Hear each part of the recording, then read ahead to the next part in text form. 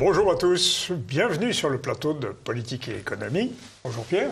Bonjour Olivier et bonjour à tous. Alors aujourd'hui, chers amis, nous allons parler de monnaie. Alors, encore une fois, c'est pas la première fois qu'on parle de monnaie, n'est-ce pas Pierre? Mais cette fois-ci, nous allons en parler d'une façon assez originale, puisque nous avons la chance d'avoir un créateur de monnaie.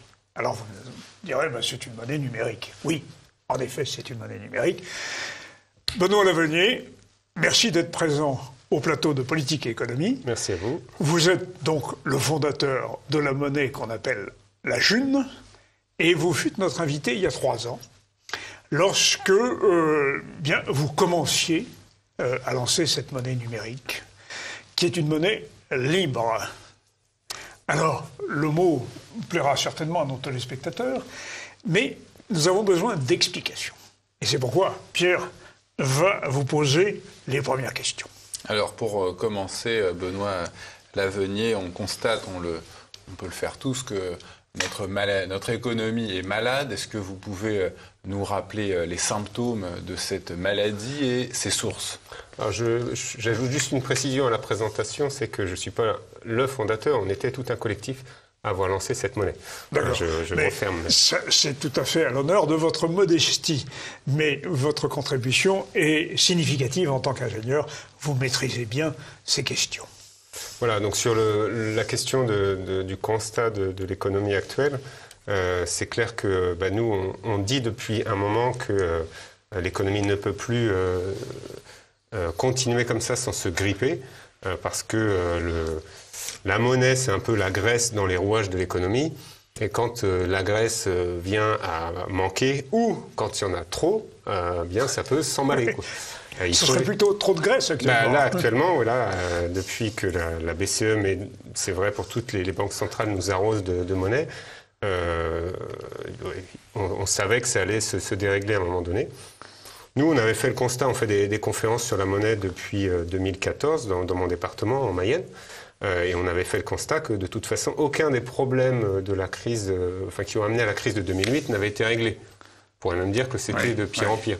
Donc forcément, on allait arriver à une nouvelle crise, voilà, qui est déclenchée aujourd'hui par le Covid. Finalement, elle aurait pu être déclenchée par bien d'autres choses. On a eu une crise des tulipes, on aurait pu avoir une crise des voitures, ça aurait pu être n'importe quoi. Mais voilà, pour nous, c'est systémique. Le système financier et monétaire actuel ne peut que déclencher des crises de ce genre. Mais vous dites que c'est une aubaine quand même, la crise sanitaire est une aubaine pour nos élites.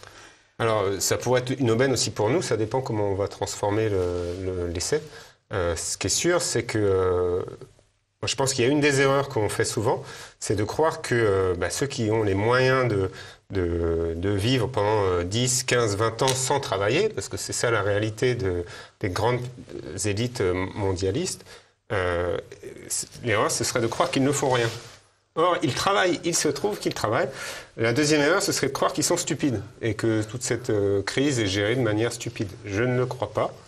Je pense que quand vous avez 10, 15 ans de cash, on va dire, sur vos comptes pour vivre tranquillement, eh bien, vous pouvez avoir le temps de planifier, au-delà de ces 15 ans, comment garder vos monopoles, comment garder la sécurité financière que vous avez pour vous ou pour vos enfants. Parce que ces gens-là, ils sont comme vous et moi j'ai des enfants, ils ont envie de passer leur patrimoine, leur pouvoir finalement aux générations suivantes, à leur famille, etc. Et donc, ils ont travaillé eux, à ça.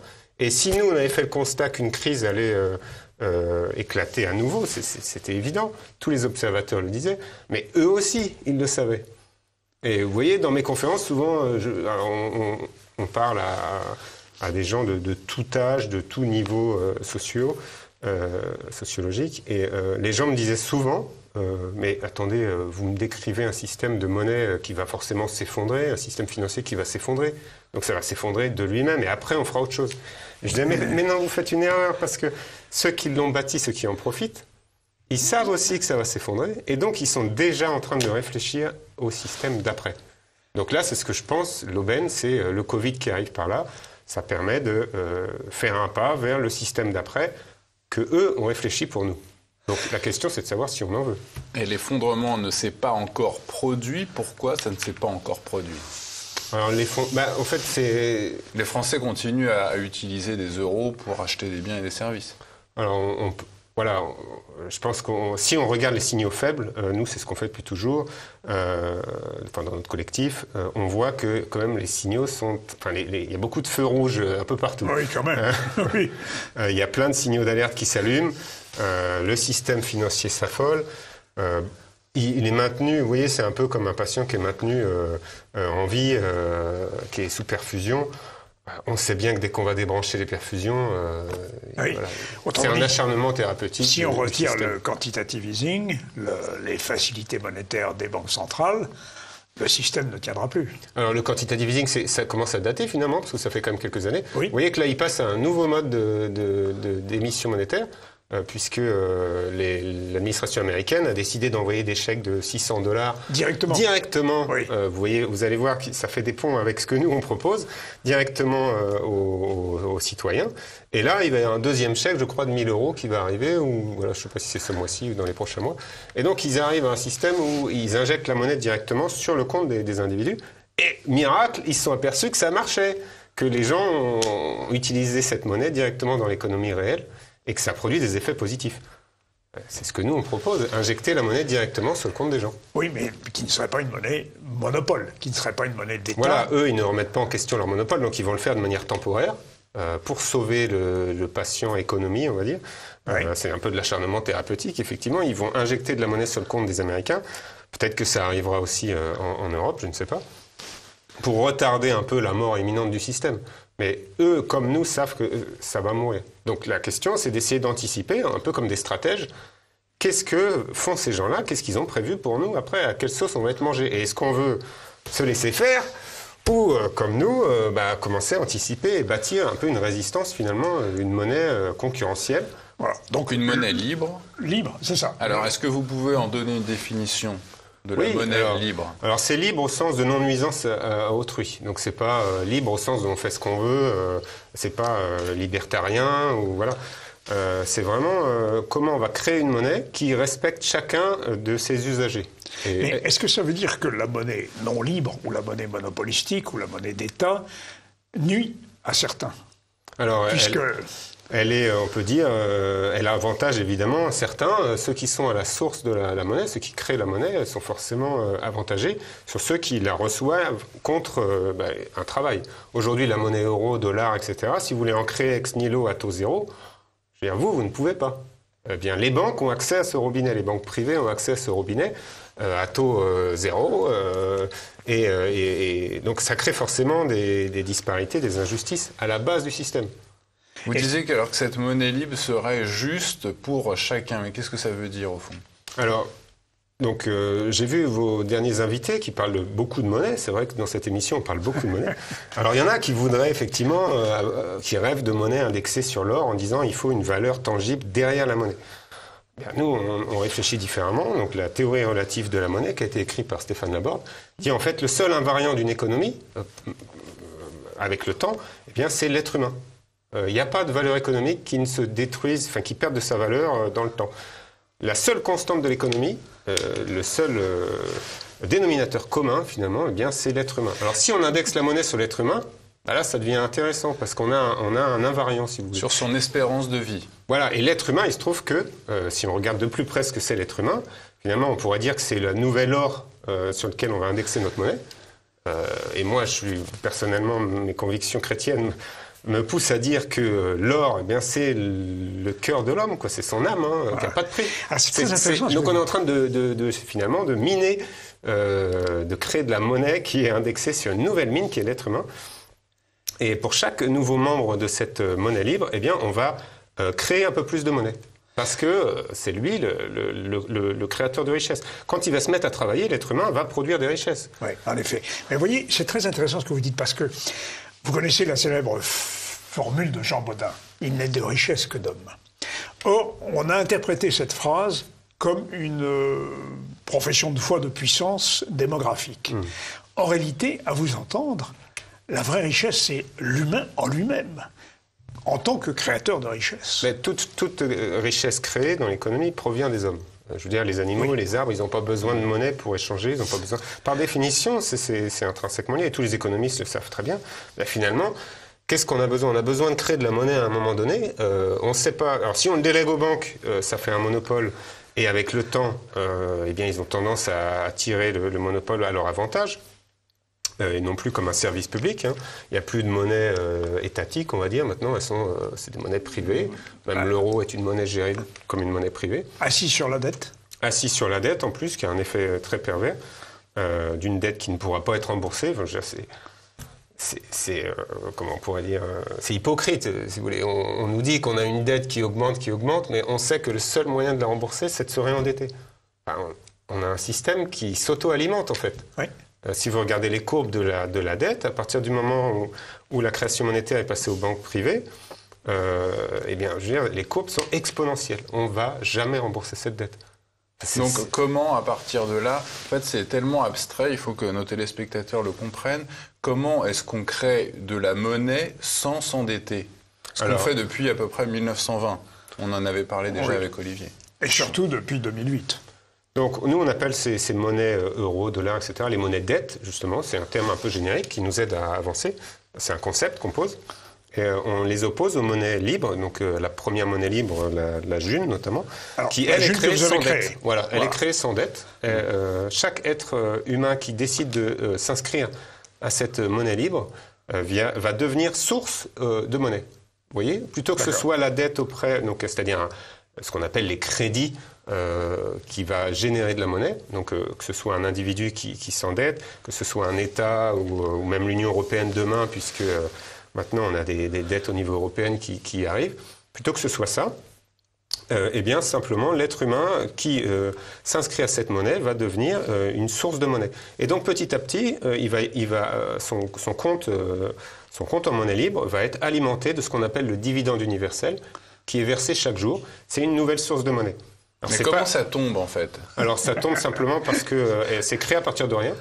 Comme le système monétaire actuel, ex nihilo. Oui, ça, voilà. Finalement, nous, on a fait le constat que ça fait plus de 40 ans qu'on crée des monnaies ex nihilo, qui reposent plus sur rien, anciennement sur l'or, et ça fonctionne. Ouais. Je veux dire. Oui, mais ça repose quand même sur l'autorité d'un État, théoriquement. Oui, elle est garantie, qui cherche un arbitrage ou qui offre une garantie en quelque sorte. Oui, c'est sûr, c'est une croyance aussi, hein. C'est une croyance partagée. On croit que cette monnaie a de la valeur, mais en fin de compte, si on cherche derrière, rien n'est moins sûr. Rien n'est moins sûr que les euros qu'ont nos téléspectateurs sur leur compte vaudront quelque chose dans quelque temps. Donc moi, je trouve que c'est complètement illusoire de rester sans rien faire en se disant ça va aller mieux, ça va aller mieux. Non, ça va pas aller mieux. L'euro va se casser la figure. Je veux dire, alors nous allons faire une pause, mais nous allons nous focaliser sur votre t-shirt là, sur la monnaie libre et sur la June. Alors je suis pas Superman, vous voyez, parce que non. Superman lui il agit tout seul. Nous on était justement un collectif. Alors il y a une équation en dessous. Vous allez nous expliquer tout ça. On va se mettre dans la peau, Pierre et moi, d'un candidat à votre monnaie libre. Ah. Et puisque nous sommes une richesse en tant qu'hommes, vous allez nous dire comment faire, et ce sera la seconde partie. Alors, chers téléspectateurs, Pierre et moi, nous sommes très anxieux, très impatients de savoir comment nous allons pouvoir participer à votre monnaie libre. Mais nous voudrions d'abord une précision. Ce que vous avez cité tout à l'heure comme le dividende universel, qu'est-ce que c'est exactement, ce fameux dividende universel ? Alors, donc Stéphane Laborde, en 2010, a écrit la théorie relative de la monnaie. Alors, précisons que Stéphane Laborde est un ingénieur français. Voilà, c'est un ingénieur français, voilà, cocorico. Donc d'ailleurs, toute la monnaie libre, c'est vraiment partie de collectifs français un peu partout, avec différents ingénieurs qui se sont agrégés aux travaux de Stéphane. Stéphane a cherché une solution mathématique. Alors, il est un peu touche-à-tout, il est ingénieur, il est aussi joueur d'échecs, il est passionné de mathématiques. Et donc il s'est dit, est-ce qu'on peut créer la monnaie pour que les individus restent égaux entre eux dans cette création monétaire avec le roulement des générations. Et c'est là toute la subtilité, le génie en fait de Stéphane, c'est qu'il a dit ok, on va indexer une monnaie sur l'être humain, puisque c'est l'invariant de la monnaie, mais il se trouve que l'être humain a une limite. Bah oui. il meurt. Alors, dans les conférences, souvent, les gens sont assez étonnés. C'est vrai qu'ils n'ont pas toujours conscience que l'être humain meurt, mais messieurs, dames, vous allez mourir un jour. Or, rien n'est moins juste que ce que font les générations actuelles et de l'impact sur les générations futures. Moi, je viens d'avoir un fils qui a tout juste 1 mois. Ses actions pendant sa vie sur Terre, je ne vois pas en quoi elles devraient impacter, d'un point de vue économique, d'un point de vue de la création monétaire, les générations qui vont arriver dans 80 ans, puisqu'ils ne se verront pas. Statistiquement, c'est l'âge, l'espérance de vie en Europe. Oui, mais en revanche, ce que vous voulez dire, c'est que lui va supporter les dettes dans la monnaie actuelle, oui, boomers. Exactement. En fait, on veut éviter les problèmes actuels, c'est-à-dire que les gens qui naissent aujourd'hui, ils ont déjà une dette sur eux. Mais qu'est-ce qui est plus injuste que ça? Ils ont une dette contractée par des générations qu'ils ne croiseront jamais. Des gens qui sont décédés depuis 40 ans, qui ont endetté qui sont encore vivants et qui continuent de profiter du système. Et donc, est-ce que ça, c'est juste? Ben non, parce qu'on fait que les morts ont de l'impact sur les vivants. Donc, ce qu'a cherché à faire Stéphane, c'est trouver une solution de création monétaire pour que les morts aient en fait le moins d'impact possible sur les vivants, parce que les morts n'ont pas besoin de monnaie. C'est bête à dire, mais il faut le rappeler. Donc ça, c'est le dividende universel. Voilà, il a été calculé. On entend souvent, Benoît Lavenier, cette notion de revenu de base. Quelle différence faites-vous? Alors, le revenu de base, pour moi, il faut le dire clairement, c'est une escroquerie. Consciente ou non. Des gens comme Benoît Hamon qui vont sur tous les plateaux télé nous parler de revenu de base. Absolument. Est-ce qu'il est conscient de ce qu'il fait? Revenu de base ou revenu universel? Ou revenu universel. Mais nous avons beaucoup parlé ici, et Benoît Hamon, paradoxalement, est d'accord avec monsieur le président du Forum de Davos. Ah ben oui, c'est ça qui est très inquiétant. Et donc nous, on veut dénoncer ça. Le revenu universel, le revenu de base, ne remet pas en cause la création monétaire. Donc c'est-à-dire qu'elle ne remet pas en cause qui crée la monnaie et comment cette monnaie est distribuée à la source. D'accord. Mais elle serait pourtant une monnaie numérique. Alors, numérique ou pas, après le support, voilà. Mais qui crée la monnaie, il me semble que c'est vraiment important. Si on garde un monopole bancaire de création monétaire, forcément, ça va avantager, si vous voulez, ceux qui sont près de la source. Alors, si je prends une image, la monnaie, c'est un peu comme l'eau dans un jardin. Si vous n'avez pas d'eau dans le jardin, je veux dire, il n'y a rien qui pousse. Le jardin, c'est l'économie. Si on compare avec le système actuel, eh bien, il y a un seul porteur d'eau, et c'est lui qui va décider, donc c'est le système bancaire, qui va décider où on va arroser. Donc si vous êtes la petite plante en plein milieu du jardin, qu'il a décidé que parce que vous faites du journalisme libre sur une chaîne alternative et que vous contredisez ce que lui pense en tant que banquier, voilà, eh bien il peut décider de ne pas vous arroser. Donc c'est problématique, si vous voulez. Donc le dividende universel, on va aller poser une goutte au pied de chaque petite plante. Donc c'est un peu comme les systèmes d'arrosage, vous savez, au goutte à goutte. Oui. Voilà. Et donc on remet pas tout en cause, c'est toujours de la monnaie, elle est numérique comme l'euro, parce que faut pas se leurrer, l'euro est majoritairement à 90% déjà numérique. Donc nous, on fait pareil avec la monnaie libre.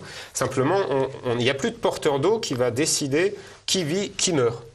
Voilà, chacun va pouvoir être irrigué. Mais Stéphane a prévu que cette petite goutte, qu'on appelle le dividende universel, cette petite quantité de monnaie, on va dire, va sécher au bout d'un moment. Elle va disparaître. Au bout de combien de temps? Eh bien, au bout de 80 ans. Voilà. Oui. Donc c'est bien fait, si vous voulez. Il a bien étudié ça. Et la mécanique de ça, bien, c'est la formule qui est ici. Donc le dividende universel T plus 1. Et en fait est facteur du dividende universel précédent. Avec une légère croissance. D'accord. Donc c'est le C ici, c'est la petite croissance qu'on va ajouter. Au carré quand même. Voilà, ce qui fait qu'on va créer toujours plus de monnaie dans un système de monnaie libre, que le dividende universel va croître. C'est simple, finalement, ça croît de 10% par an pour compenser la monnaie, enfin la monnaie qui est déjà créée dans l'économie, pour que mon fils Simon, par exemple, qui vient de naître, puisse avoir une part à cette création monétaire, alors qu'on arrive aujourd'hui dans la June, je crois qu'on a 25 millions de Junes de créés dans notre monnaie. Eh bien, pour qu'ils puissent prendre part de manière significative, eh bien, ce dividende universel va croître de 10% par an. Voilà. D'accord. Bon. Donc ça compense, on va dire. Concrètement, Pierre et moi, nous arrivons. Bonjour monsieur. Nous voulons participer à votre monnaie. Alors, on a un site, on a plusieurs sites, mais il y a un site un peu emblématique qui s'appelle monnaie-libre.fr. Monnaie-libre.fr. Voilà, et qui permet d'accéder aux différents tutoriels pour s'inscrire. Ce qui est nouveau dans cette monnaie par rapport à d'autres, c'est que vraiment tout à chacun peut s'inscrire. Il n'y a pas besoin d'être un génie de l'informatique ou d'un trader. C'est une monnaie numérique certes, mais il suffit d'installer un petit logiciel, soit sur un téléphone, soit sur un ordinateur. Et puis voilà, on s'inscrit et on a aussitôt un compte en monnaie libre. Qu'est-ce que cette June, cette monnaie libre a de plus ou de moins qu'une crypto-monnaie, une autre crypto-monnaie comme le Bitcoin? Alors, le Bitcoin, donc c'est une monnaie que tout le monde connaît maintenant, qui a un ADN qui est vraiment très différent de la monnaie libre. Alors, c'est une autre image que je vous invite à prendre. Dans les crypto-monnaies, les règles de création monétaire sont, dès le début de la monnaie, sont fixées dans le marbre. Donc, si je prends l'image, finalement, c'est à l'image de nos premières cellules de vie, que ce soit nous, êtres humains, ou les plantes. On a dans la toute première cellule tout un patrimoine génétique, en effet, oui, qui va en fait se répliquer après quand la plante pousse, quand l'être humain grandit. Mais les règles, donc l'ADN n'est pas modifié. Bon, dans les crypto-monnaies, ce qu'on appelle les blockchains, eh bien c'est le même principe. On a un certain nombre de règles qui va dire comment est créée la monnaie, et ces règles ne vont pas changer. Quelles sont les règles du Bitcoin? Eh bien, le Bitcoin a défini combien il y aura de Bitcoin créés. Voilà, 21 millions. 21 millions, voilà. Et ça ne pourra pas changer. Mais après, ça peut être subdivisé, chaque unité peut être subdivisée à 0,00001, donc on peut augmenter ces unités aussi. Alors, on peut le fragmenter de manière vraiment minime, mais ce qui est intéressant, c'est que le Bitcoin se crée en résolution d'un calcul mathématique que font des ordinateurs. Donc je vous ai amené un peu une image de ce que c'est aujourd'hui que les ordinateurs qui calculent ce Bitcoin. Voilà, on pourra le mettre oui, on va la voir. Voilà. On va la vous voyez, ils appellent ça des fermes. Hein, c'est ça, c'est une ferme. Une ferme de Bitcoin qui consomme énormément d'électricité. Énormément d'électricité. Pourquoi? Parce que la création monétaire, donc c'est l'ADN du Bitcoin, est faite quand un ordinateur a résolu un problème mathématique cryptographique qui consomme beaucoup de temps. Et donc, on n'a pas besoin d'êtres humains. Jamais il n'est question de savoir s'il y a des êtres humains derrière. Ce qui est important, c'est la puissance de calcul, et c'est plus on va résoudre de problèmes, plus on va créer de monnaie. C'est pas de la monnaie dette, mais c'est de la monnaie robot.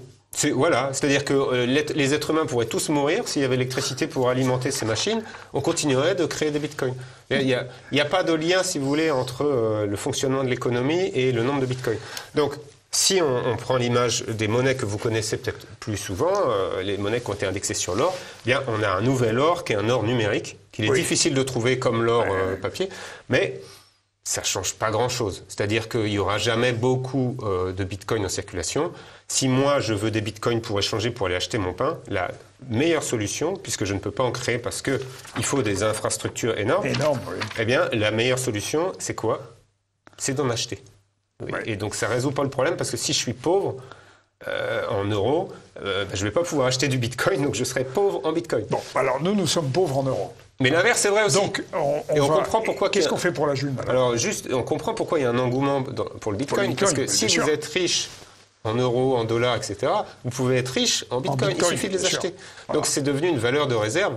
Est-ce que c'est une bonne valeur d'échange? Nous, personnellement, on ne croit pas. Est-ce que la June également a besoin de ces fermes informatiques pour fonctionner? Alors, pas du tout. L'algorithme qui est derrière, donc dans l'ADN de la June, il n'y a pas de mise en concurrence, on va dire un peu stupide, des machines les unes contre les autres pour résoudre ce problème mathématique. Il y a un roulement, en fait, qui est intrinsèque à la monnaie, qui fait que quelqu'un un ordinateur qui a aidé à calculer la monnaie, parce qu'il faut effectivement un réseau d'ordinateurs, eh bien très vite ne peut plus aider. Il doit passer la main en fait. C'est un peu comme un jeton, si vous voulez. Et donc les ordinateurs vont se mettre en veille, tout simplement. Et on a écrit les logiciels comme ça. Alors là, je vous ai amené une répartition pour voir un peu la différence avec le Bitcoin. Ici, vous avez qui calcule le Bitcoin aujourd'hui. Vous voyez qu'il y a à peu près 12-13 acteurs principaux, avec des acteurs plus ou moins importants. Et donc ça, c'est sur 4 jours. C'est les 4 derniers jours, j'ai pris ces statistiques hier. Sur la June, vous voyez que c'est beaucoup plus réparti. Et il n'y a pas besoin d'infrastructure. En fait, n'importe qui peut installer un tout petit logiciel. Sur son téléphone. Alors, pas sur le téléphone, sur un ordinateur. Sur un ordinateur, et puis participer au calcul. Donc, c'est beaucoup plus, on va dire, ce qu'on appelle décentralisé. Alors, je vais poser la question bête, mais voilà, je suis toujours intéressé par votre monnaie. Combien ça va me coûter? Alors, ça coûte rien. Dès lors que vous êtes vivant, vous pouvez vous inscrire et votre compte en June va fonctionner tout de suite. Mais il faut passer une deuxième étape pour recevoir le dividende universel. Alors, c'est un concept qui est vraiment novateur dans cette blockchain, dans cette monnaie June. Il n'y en a pas dans le Bitcoin, il n'y en a pas dans les autres monnaies alternatives, Ethereum, etc. C'est qu'on cherche à reconnaître les comptes des êtres humains, des comptes autres. Parce qu'un ordinateur peut très bien créer des comptes, une entreprise peut créer des comptes, etc. Mais seul le dividende universel. De la June, il faut être un être humain. Pour avoir un compte qui est crédité par le dividende universel, il faut que ce compte soit reconnu comme rattaché à un seul être humain. Voilà. C'est ce qui n'est pas le cas avec le Bitcoin, par exemple. Non, le Bitcoin, il s'en fout de savoir à qui est le compte. On peut être une machine. Tout à fait. Ou un alien. D'accord. Ouais. Alors, une machine peut créer un compte dans la June, simplement, elle ne va pas produire de la monnaie. Vous voyez? Donc, c'est une particularité. Donc, pour passer cette étape, donc vous vous inscrivez, vous avez un compte qui fonctionne. Pour passer cette étape et être co-créateur de la monnaie, eh bien, il faut que vous soyez reconnu par d'autres. Et il faut, dans la June, 5 parrains ou certificateurs qui vont dire oui, Monsieur Pichon, je l'ai eu par téléphone, il m'a confirmé que c'est bien son compte à lui. Et donc, je vais, moi, Benoît, je vais certifier votre compte. Et quand vous aurez 5 certifications, avec Pierre, quand il aura également certifié, quand vous en aurez 5, votre compte va se mettre à coproduire ce dividende universel. Vous voyez, donc, c'est une étape, on pourrait dire, c'est une étape administrative. C'est comme quand vous voulez faire une démarche auprès de l'État, mais même d'une banque.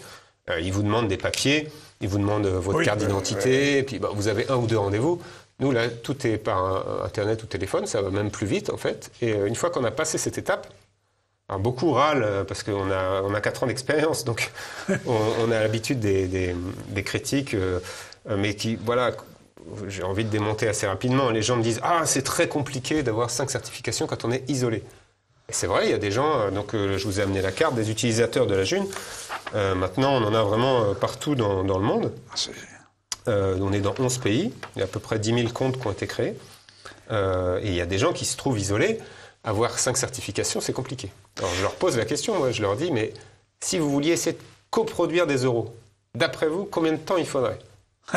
C'est une bonne question. Devenir banquier privé, banquier centraux, alors là je peux vous dire... difficile. Non, mais c'est impossible. Quoi.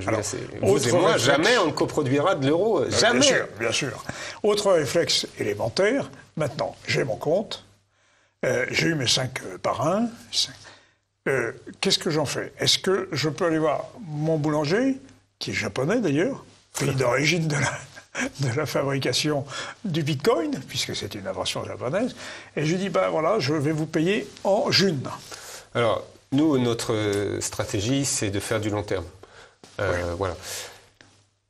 Si on compare avec la maladie, on va dire, de nos sociétés, je dirais que nos politiques aujourd'hui ont des visions court-termistes. C'est-à-dire que même les chefs d'entreprise ont une vision plus long terme qu'eux, presque. Ils vont avoir une vision à 5 ans. Oui. Donc nous, on est parti du constat. Est-ce que, franchement, on peut changer l'économie, les bases que sont la monnaie, en quelques années, en 5 ans? Mais non, on ne peut pas. Si vous regardez les différentes révolutions qu'il y a eu dans l'histoire de l'humanité, combien de temps il a fallu, je ne sais pas, pour que les gens se mettent à s'intéresser au bio, par exemple. Moi, en Mayenne, je sais, les premières épiceries bio, c'était il y a 30 ans. Maintenant, ça arrive dans les écoles, vous voyez. Donc il faut un certain nombre de temps pour changer les mœurs.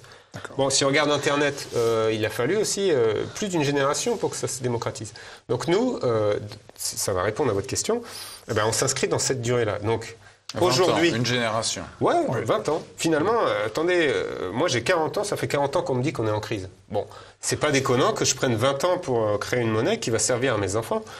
Et je partirai de ce monde et j'espère qu'on lèguera une monnaie qui fonctionne. Et ce sera pas, on n'aura pas perdu notre temps. Parce qu'il y a beaucoup de gens qui ne font rien, qui font que critiquer. Et je suis vraiment désolé de ça, j'ai envie de les réveiller. Beaucoup d'économistes. Mais vous êtes là pour ça, cher ami. Oui, beaucoup d'économistes, beaucoup de présentateurs, même de chroniqueurs que vous recevez ici, je pense à Pierre Jovanovic que j'ai rencontré une fois à Laval, qui ne font que décrire le système monétaire et les problèmes.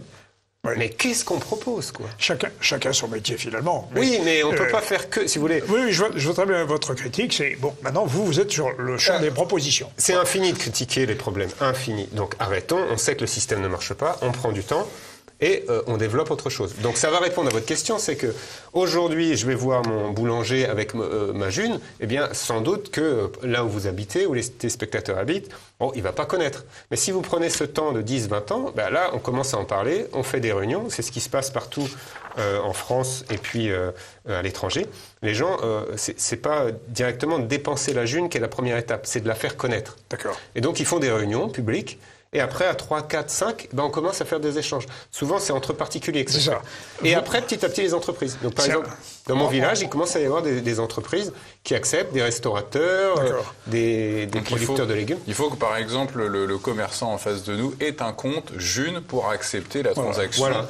Je vous vends une baguette, et ben, ok, je l'enregistre sur mon compte. Il faut que ce soit un juniste. Je vais vous créditer. Et il faut que ce soit un juniste. Il faut que ce soit un juniste. Donc ça prend du temps. Voilà. Mais finalement, rien n'est impossible. Je vais vous débiter, pardon. Oui. Alors, nous allons faire une nouvelle pause. Donc, nous avons compris qu'il faut augmenter le nombre des junistes, finalement. C'est ça. Bon. Mais nous allons poursuivre sur les avancées de la June, parce que lorsque vous êtes venu il y a 3 ans, c'était dans l'enfance. Oui, c'était embryonnaire. Voilà, embryonnaire. Donc, on peut quand même dire qu'il y a une certaine réussite, malgré tout. Oui, on va essayer de faire le bilan, on va essayer de voir les avancées de la June, le développement, les chiffres, etc. Et les stratégies possibles à mener, ce sera l'objet de la 3e partie. On est toujours avec notre invité Benoît Lavenier. Vous nous montriez à l'instant, Benoît Lavenier, cette carte du monde sur l'avancée de la June. Est-ce que en France, on en est à un niveau à peu près critique? Alors, critique, je ne sais pas, mais en tout cas, on a bougé les choses. Il y a 4 ans, la monnaie a 4 ans tout juste, c'était il y a 1 semaine, alors 2 quand on diffusera l'émission. La monnaie a 4 ans, on est parti, on était 60, vous voyez, donc avec, comme je vous disais, des ingénieurs, beaucoup de Français. Et puis aujourd'hui, bien, on est à 10 000 comptes. Ce qui est pas négligeable pour nous parce que créer son compte, c'est pas quelque chose qu'on a l'habitude de faire. Un compte en crypto-monnaie, vous voyez. Je sais pas combien de téléspectateurs parmi vous ont des comptes en Bitcoin, mais il doit pas y en avoir beaucoup. Donc ce qu'on a réussi à faire, et je crois que c'est vraiment l'étape marquante, c'est qu'on a réussi à démocratiser une crypto-monnaie. C'est ça. Et pas n'importe laquelle, une crypto-monnaie qui est juste entre les individus, qui part de la France. Cocorico, encore une fois, voilà, et on a tous les âges, c'est-à-dire qu'il y a des adolescents, des jeunes parents, moi j'ai mon père qui a pu s'inscrire et que je salue, qui a 79 ans, vous voyez, il l'a fait de son téléphone, et c'est possible, quoi. Alors où est-ce qu'on va pour s'inscrire, pour créer un compte June? Alors il y a des logiciels qui permettent de se connecter au réseau de la June. Il y en a un notamment qui s'appelle Cesium. Donc vous trouverez les informations sur le site monnaie-libre.fr. Et donc vous installez ce logiciel et puis vous pouvez créer votre compte, faire les paiements, faire les certifications aux autres membres. Et ça ne coûte rien. Et ça ne coûte rien. Voilà. C'est une monnaie qui est déconnectée de l'euro. Pourquoi? Parce que comme on est dans un projet long terme, nous, est-ce qu'on peut se baser sur l'euro qui est voué à mourir, qui va être remplacé sans doute par une autre monnaie? On en a parlé. Oui.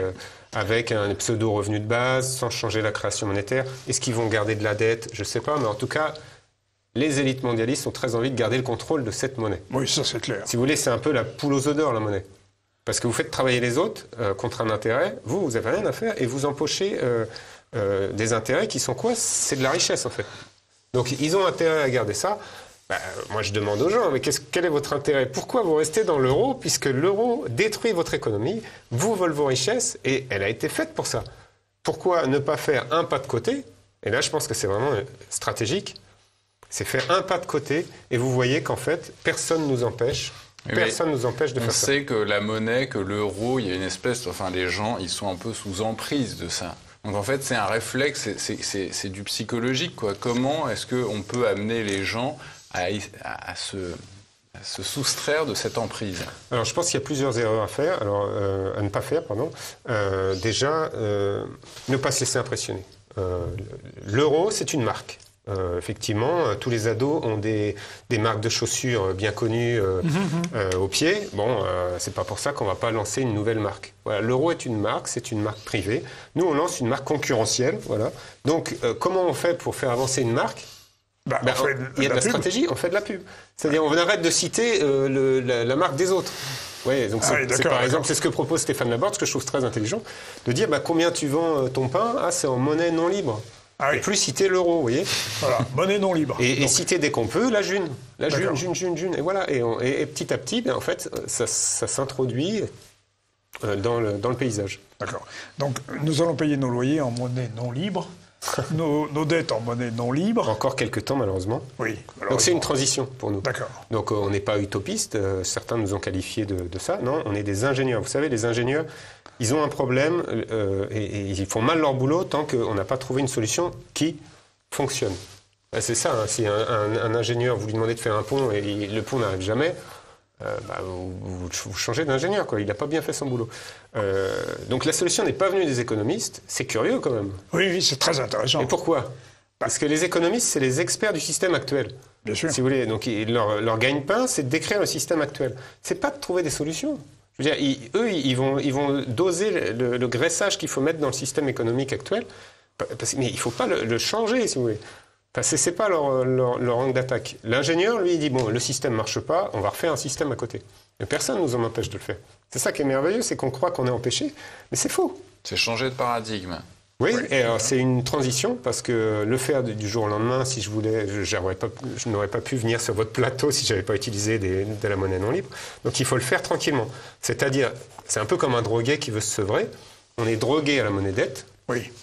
Et donc, sevrons-nous petit à petit, de manière pédagogique, pas du jour au lendemain. Je veux dire, on va récidiver. Hein. Si je dis, je sors du plateau en disant que je veux plus de monnaie non libre, je vais récidiver. J'avoue. Mais alors, est-ce que vous n'avez pas rencontré, je ne sais pas moi, des réactions hostiles de la part des institutions, de la part des banques Alors, on observe ça. C'est intéressant. On a observé comment ça s'est passé pour le Bitcoin, donc, qui est un peu la première monnaie décentralisée. Alors, c'est intéressant de revoir l'histoire là-dessus, c'est l'histoire récente, mais quand même. Déclaration d'Obama dans les années 2010, le Bitcoin est l'ennemi public des États-Unis. Ouais. Bon. Et est-ce que 10 ans après... Pour Libra aussi, pour la monnaie. Oui, mais est-ce que 10 ans après, il a réussi à avoir la peau du Bitcoin ? Non. Qu'est-ce qui s'est passé ? Au contraire, c'est que ce que vous ne pouvez pas détruire, les États vont commencer à l'encadrer. Le copier, oui. L'encadrer. Oui, et donc, il n'y avait pas de fiscalité, il n'y avait pas de reconnaissance du Bitcoin au niveau européen. Et puis, petit à petit, il s'est fait reconnaître tout simplement parce qu'on a saisi les instances fiscales en disant « Mais qu'est-ce que je dois faire ? Moi, j'ai des Bitcoins avec mon entreprise, comment je dois les déclarer ?» Et donc, il y a l'Allemagne qui avait une fiscalité différente de ses pays voisins, etc. Et finalement, l'Allemagne a dit, en fait, non, pour nous, le Bitcoin, c'est une monnaie comme une autre. Donc, il n'y a pas de TVA quand vous achetez, vous vendez du Bitcoin. Et de petit à petit, l'Union européenne a fait pareil. Et donc, il y a une fiscalité, enfin, une reconnaissance de ces monnaies qui est en train de se faire. Et donc, nous, on n'a pas d'inquiétude. Ça va se faire de la même manière pour la monnaie libre. Une monnaie qu'on ne peut pas arrêter, parce que vous voyez, pour arrêter notre monnaie, et là, je ne cherche pas à être le frondeur, je dis juste la réalité informatique des choses. Il faudrait couper chacun des ordinateurs que vous voyez en bleu ici. Parce que là où c'est du bleu, c'est des gens qui calculent la monnaie. D'accord. Donc, pour interdire de faire fonctionner des ordinateurs dans plus de 11 pays... Difficile. C'est impossible, c'est impossible. On ne peut plus arrêter ces monnaies. Et ils le savent, en fait. Quelles actions est-ce que vous faites concrètement auprès des professionnels du privé pour les inciter à aller vers cette monnaie libre ? Alors, on a passé cette étape on a franchi l'étape des 10 000 utilisateurs. Et maintenant, on est en train de faire une nouvelle génération d'outils pour faire les paiements, réaliser les paiements, parce qu'on s'est aperçu de limites qui sont très gênantes pour notamment les professionnels. Donc là, on est un peu dans un temps de plateau, on va dire, enfin de calme, d'accalmie. On a beaucoup travaillé depuis 2014 pour que cette monnaie arrive. Donc aujourd'hui, on est en train de faire une nouvelle génération d'outils plus rapides pour faire des paiements instantanés, sécurisés, pour que, justement, il n'y ait pas le problème de temps d'attente quand vous faites un paiement, soit par carte, soit par téléphone, sans contact auprès de votre boulanger, par exemple, qui accepterait la June bientôt, pour que ce soit instantané. Ben ça demande un peu de boulot. Donc là, on est en train d'y travailler, à faire des paiements instantanés. Donc quand je vais chez le boulanger, le moyen de paiement de la June, ça serait une carte, ça serait une application du téléphone? Voilà, ce qui serait le plus simple, c'est le sans contact sur les téléphones, qui arrive sur les téléphones maintenant. Vous savez que vous pouvez payer en sans contact, vous n'avez plus besoin de votre carte de crédit. Donc ça, c'est quelque chose qui est assez simple à mettre en œuvre, mais il faut quand même qu'on le fasse. Et là, l'avantage, si vous voulez, ce qu'il faut comprendre, c'est que dans les crypto-monnaies, le paiement qui va être effectué est envoyé sur un réseau, donc qui peut être un peu partout dans le monde. Et on va vérifier, chacun des ordinateurs va vérifier que vous avez bien l'argent que vous transférez à votre boulanger, que vous êtes bien détenteur de ce compte. Donc il y a une petite vérification. Et ça peut prendre, dans la June, ça peut prendre en moyenne 5 minutes. Oui. Et vous n'allez pas attendre 5 minutes, le boulanger ne va pas attendre 5 minutes avant de vous donner la baguette. Donc il y a un problème de latence pour que ces monnaies soient utilisables au jour le jour. Après, ça marche très bien de particulier à particulier, par exemple. Oui. Donc on a un site internet qui se développe bien. Je vous ai amené ici une petite capture. Un site d'annonce, un peu comme Le Bon Coin, qui permet de faire des achats et ventes de biens et services en June. En June, uniquement. Voilà. En June, uniquement en June. Et donc ça marche très très bien. De particulier à particulier, je veux dire, vraiment, on n'est pas à 5 minutes près, on va dire. D'accord. Et que trouve-t-on alors sur des vêtements, des jouets, de tout, meubles, voilà, des vêtements. Là, il y a un synthétiseur, il y a des huiles de massage bio, il y a des livres, il y a des gens qui vendent des voitures, des téléphones. Benoît Lavenier, par exemple, vous êtes donc co-créateur de ce fonctionnement. Vous y êtes depuis 4 ans. Vous avez combien d'unités de June alors? Alors, je dois avoir autour de 25 000 June sur mon compte. Aussi parce que je reçois beaucoup de dons. Ça aussi, c'est quelque chose qu'on découvre. Alors, j'allais vous le demander, justement. Est-ce que vous avez des investisseurs? C'est formidable, en fait, parce que dans une monnaie qu'on coproduit tous, finalement, le banquier, d'habitude, on va voir pour notre projet, on a besoin notre fameux boulanger, il a besoin d'un nouveau four à pain. Aujourd'hui, on va voir le banquier qui dit « Non, j'y crois pas à ton truc, si c'est pas rentable, je te le donne pas. » Ou il dit « Oui », et là, on va pouvoir créer notre... Eh bien là, on se passe de ce monopole, puisqu'on va aller pouvoir demander aux gens qui nous connaissent, de notre entourage, j'ai besoin de 10 000 Junes pour mon projet, j'ai besoin d'embaucher un graphiste, refaire un site internet, etc. Et aujourd'hui, on trouve vraiment dans la June des graphistes, des concepteurs de sites internet, on trouve de tout, quoi. D'accord. Et donc, vous allez pouvoir demander ces montants-là en microfinancement auprès des gens qui sont autour de vous. Et est-ce qu'ils vont avoir confiance en vous? Mais attendez, si moi je demande à mes parents, mes frères et sœurs qui sont dans la June, et je les remercie d'ailleurs de m'avoir fait confiance, ça demandait du temps, mais ils y sont venus. Si je leur demande de m'aider à financer un projet, mais attendez, ils vont le faire. Oui. C'est mes banquiers, en fait. Quelle est la valeur de la June? Parce qu'on a tout de suite, en tant que drogué à l'euro, l'envie de se dire la convertibilité avec l'euro, c'est quoi? Ça fait combien d'euros? Alors, en fait, il n'y a pas de taux fixe, évidemment, puisque l'euro est en cours de création énorme. On est en train de créer une quantité d'euros, donc je pense que l'euro va continuer d'être dévalué. Déprécié. Au contraire, la June, c'est le contraire, parce qu'on a de plus en plus d'utilisateurs, et plus on a d'utilisateurs dans une monnaie, plus la monnaie prend de la valeur. Oui, donc on peut constater que les taux aujourd'hui. Et ça va dépendre du marché, c'est-à-dire le marché, c'est l'offre et la demande. Si vous avez qu'un vendeur de carottes à un endroit, c'est lui qui fixe les prix. Si on a 2 ou 3 dans la June, ça va commencer à descendre les prix, si vous voulez. Oui, et donc nous, en Mayenne, 1 euro, c'est à peu près 20 Junes. Voilà. Donc 20 Junes, vous avez 1 euro. Ce qui fait que... 20 Junes la baguette de pain, alors. Voilà, c'est ça. C'est pas choquant pour nous. Mais c'est des prix qui vont être amenés à évoluer. Bien sûr. Et alors, vous avez besoin aussi d'informaticiens, d'ingénieurs pour étoffer l'équipe, peut-être, non? Voilà. Alors, quand on cherche à lancer une fusée sur la Lune, on a besoin de physiciens, on a besoin de compétences variées. Là, il faut comprendre, Emmanuel Macron l'a dit, nous sommes en guerre. Nous sommes en guerre, donc moi je fais un appel vraiment, c'est solennel. La nouvelle guerre d'aujourd'hui, ça n'est plus la guerre d'occupation. La nouvelle guerre est économique. Et les conséquences sont désastreuses. On est au tout début de l'effondrement de la France. Il va y avoir des morts. Enfin, je veux dire, il faut qu'on arrête de croire que nos élites vont nous en sortir. Et ils s'en foutent, pardon, mais... Enfin, mais ne vous excusez pas. La vie n'a pas le même prix pour tout le monde. Et il y a des gens pour qui c'est dur à concevoir, pour des gens parce que la plupart des gens sont gentils et ils pensent que les gens autour d'eux sont gentils. Mais il y a des gens qui s'en foutent qu'il y ait des morts, qu'il y ait des suicidés chez les restaurateurs, que les paysans soient surendettés, etc. Ils s'en foutent. Donc on est en guerre, et donc il faut une stratégie en face. Il faut être stratège, si vous voulez. Donc moi, je ne suis pas un chef de guerre. J'aime bien dire, nous, on veut être des chefs de paix.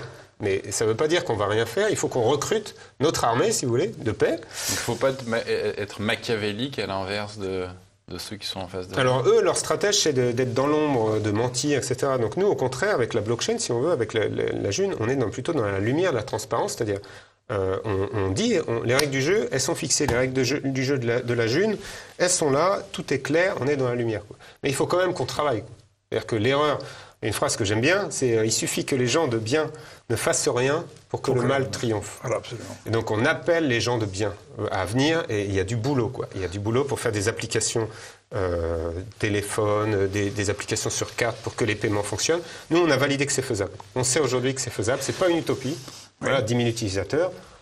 Et alors justement, en termes de paiements internationaux, puisque vous avez des comptes dans tous les continents, autant que je puisse en juger. Oui, dans les dom-toms, c'est parti de la francophonie, donc effectivement, partout dans les dom-toms, maintenant, il y a des junistes. Ah oui, donc il n'y a pas de problème de transfert. Ah ben non, il suffit d'avoir une connexion Internet, et on travaille sur des paiements hors ligne aussi, pour que quand, par exemple, on est dans un bâtiment qui ne capte pas, nous, en Mayenne, on en a encore quelques-uns, Ah oui. des vieilles épiceries qu'on aime beaucoup avec des murs de 1 mètre d'épaisseur, on ne capte pas, mais c'est très bien, et on peut quand même faire des paiements numériques.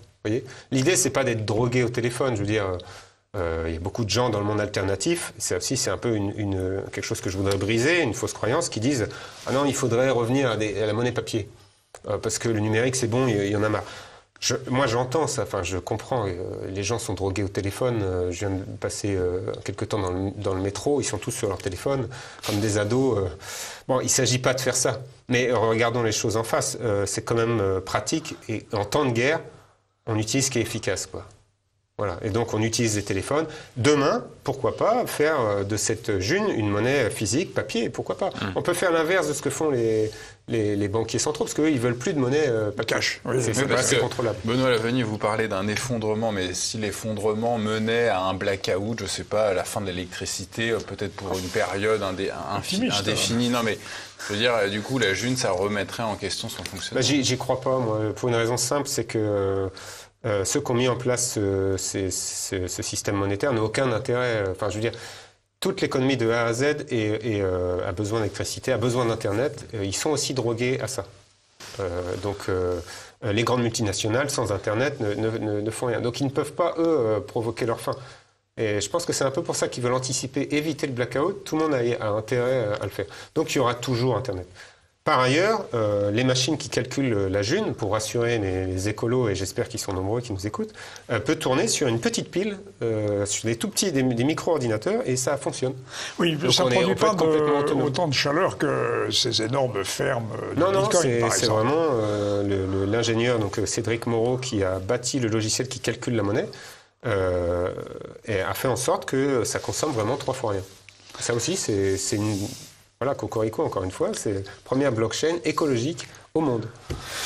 Eh bien, nous arrivons à la fin de cet entretien tout à fait passionnant et tout à fait neuf.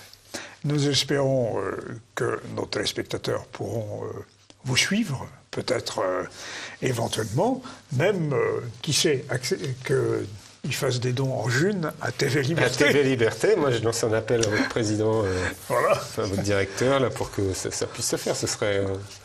Ce serait un bon signe de résistance. Évidemment, ça c'est symbolique, mais vous savez, on a besoin de signes positifs. Nous, je crois que la monnaie libre, c'en est un. On arrête de regarder ce qui va mal, on construit ce qui est bien. Et si on ne le fait pas pour nous, on le fait pour nos enfants, quoi. Et on mourra en étant fiers de nous. Civilisation européenne, Philippe Millot, si vous nous entendez. Merci en tout cas Benoît Lavenier. Nous rappelons que vous êtes un des fondateurs